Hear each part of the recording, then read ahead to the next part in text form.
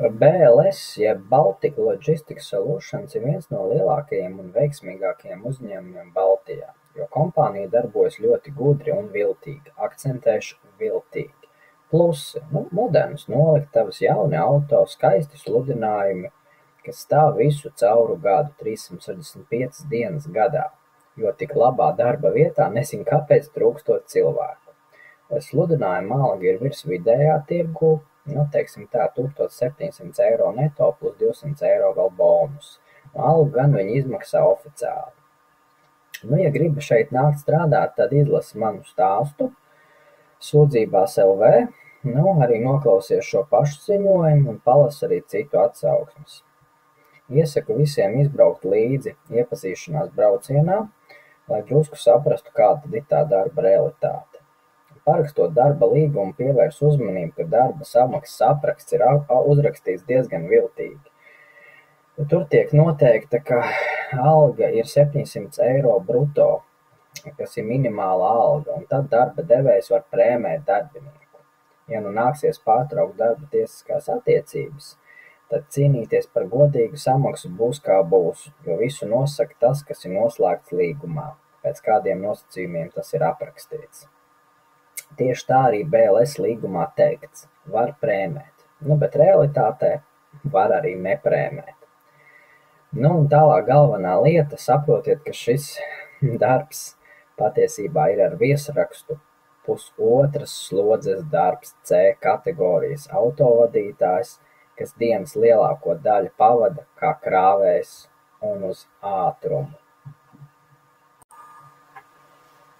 Tad BLS jums iedos katru dienu tādu lapu, sauksim to pa paragonu lapu, kas ir kā maršruts, plāns, grafiks. Tad īsumā jums dienā būs jāsasniedz 21 klients, jāizved 16 paletes, jālieto pareizi pilota elektroniskā programma telefonā, jābūt bez parādiem un kļūdām preču pavadzījumu lietošanā, jābūt bez parādiem palešu un taras apritē, jāuztur kārtībā auto un tā tālāk visādi darba pienākumi.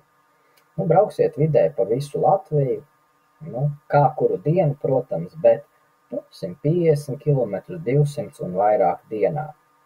Tad šajā paragrona, jeb maršruta plānā būs ierakstīts, cikos sāksiet uzkraušanos, cik ilgi to darīsiet, cikos izbrauksiet no noliktavas, cik ilgi brauksiet līdz pirmajam klientam, līdz otrajam, līdz trešajam un tā tālāk, cik ilgi piegādāsiet preces pie katra klienta, un cikos atgriezīsieties atpakaļ bāzē. Es nezinu nevienu, kurš spēj iekļauties BLS laikā.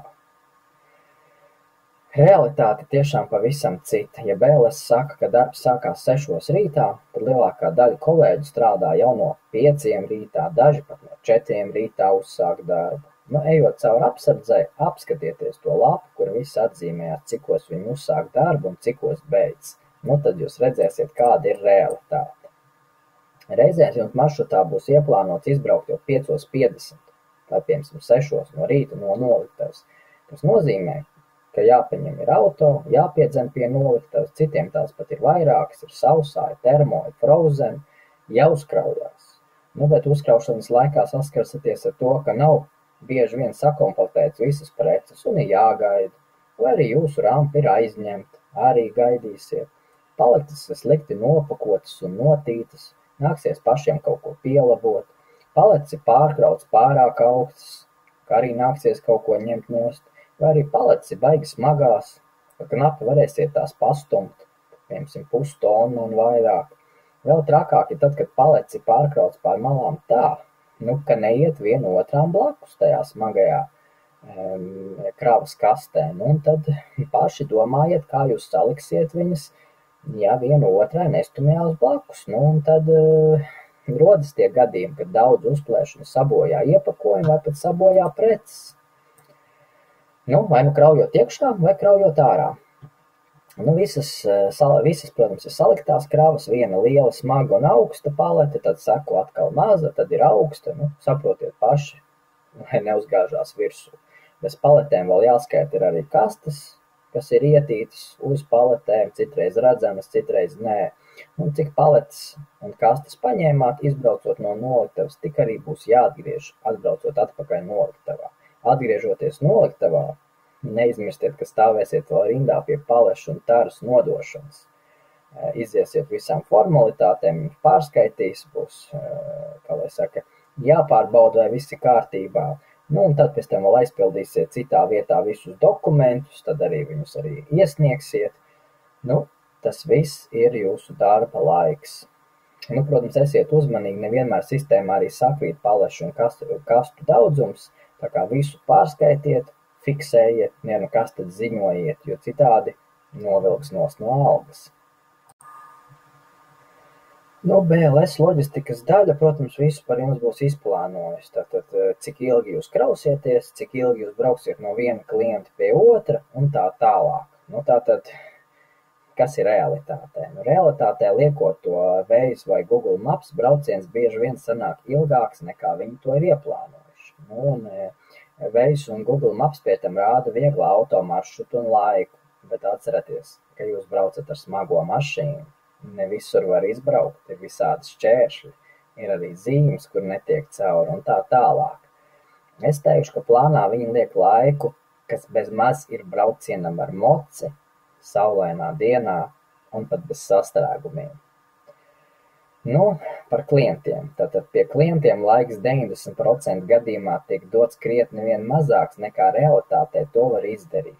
Ir reizes, kad ir jāgaida, jo cits kraujās jau priekšā, ir reizes, kad nevar klientu atrast, ir reizes, kad jāgaida pats preču pieņēmējs. Ja kāds vispār nezina, tad 50% gadījumos preces tiek piegādātas klientam, nesot visas ar rokām. Varētu teikt, 30% gadījumi var diezgan tuvu pievest ar rohlu, un pēc tam tās jāpārvieto ir ar rokām. Un tad retos gadījumos, es teiktu, 20% gadījumos var pievest tikai paleti, un tad to arī atstāt. Tad nešana ar rokām nav.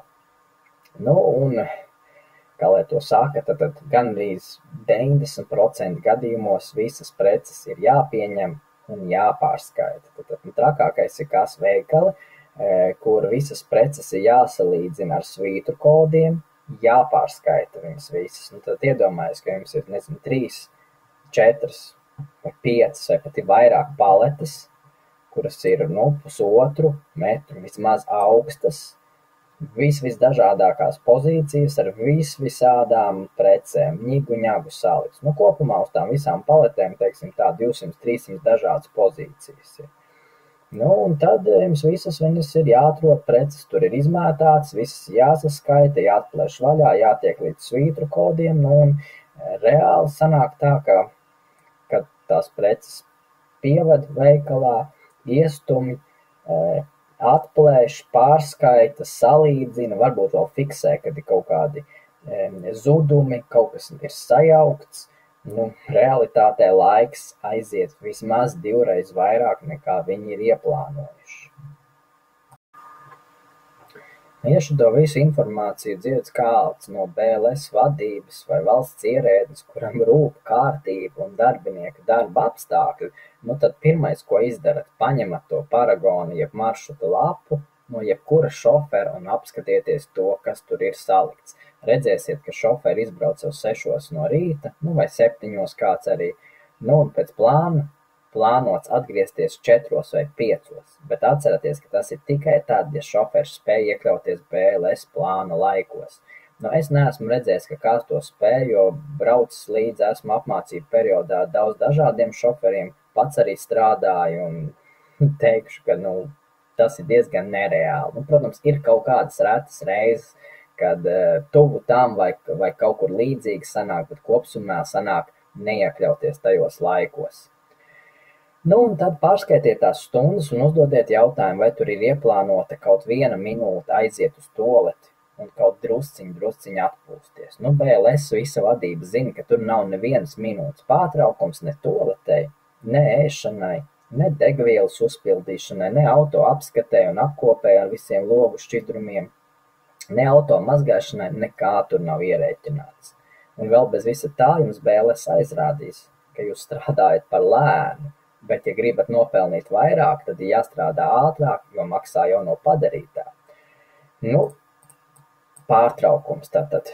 45 minūtu pārtraukumu visi šoferi šmauc. Tie liek atpūtu, jeb gultiņas režīmu tahogrāfā tad, kad reāli krauj preces ārā ilgāku laiku. BLS līgumā tiek teikts par pārtraukumu, bet to reāli neviens neņem. Kolēģi strādā kā vergi bez pārtraukuma, ļoti daudz pat vispār bez ēšanas, 18-12 stundu dienas laikā. Ja kāds ko apēd, tad, cik es esmu redzējis, tas ir pie stūres ar vienu roku braukšanas laikā. Citi varbūt mēģina apēst kaut kad jāgaida rindā pie izkraušanās. Kaut kur apstāties un vienkārši papīpēt, viņi to nedara, pīpēt tad kabīnē, lai iekonomētu laiku un tā tālāk.